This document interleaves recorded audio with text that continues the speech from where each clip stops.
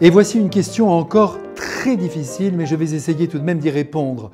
Comment doit-on agir avec les manipulateurs qui abusent de la bonté des autres pour leur profit personnel ? D'abord, permettez-moi de vous conseiller de ne pas affubler votre mari, votre frère, votre voisin de ce terme de manipulateur, car vous l'enfermez alors dans une sorte de pathologie dont il risque de ne jamais sortir.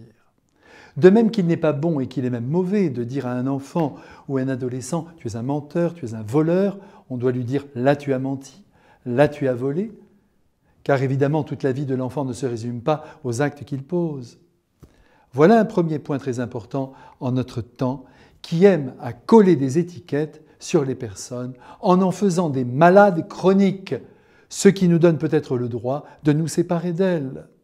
Par conséquent, avant d'affirmer que votre mari est un manipulateur ou un pervers narcissique, il faut réfléchir à 2 fois et même à 3. Nous vivons dans un siècle psychologisant, à outrance. Et c'est pourquoi il est important que je vous mette en garde contre ce regard pseudo-médical qui n'est pas le regard de Dieu sur ses enfants. Et puisque j'en suis là, j'ajoute que je n'aime pas le verbe « manipuler » lorsqu'il est utilisé dans le cadre des rapports humains. Ce verbe est un dérivé du mot « main », appliqué notamment aux paysans qui, de la main gauche, tient une poignée de tige qui sera tranchée de la main droite. Voilà l'usage juste. Quant aux manipulations, elles ont surtout lieu dans les laboratoires.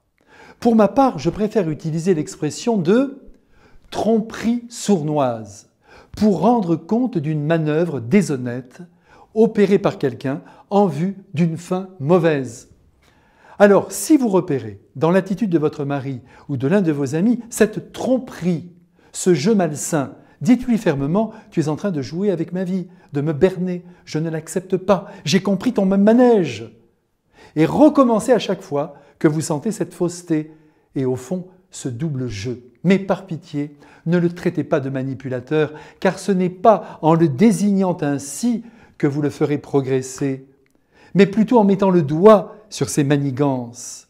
Ne croyez pas non plus que cette personne est irrémédiablement perdue. Elle peut se reprendre, se corriger. Allez, soyez simple, soyez direct. Dites ce que vous ressentez. Et vous verrez lentement la fausseté dans les rapports, du moins je l'espère, s'effondrer comme neige au soleil. Je vous le souhaite. À bientôt.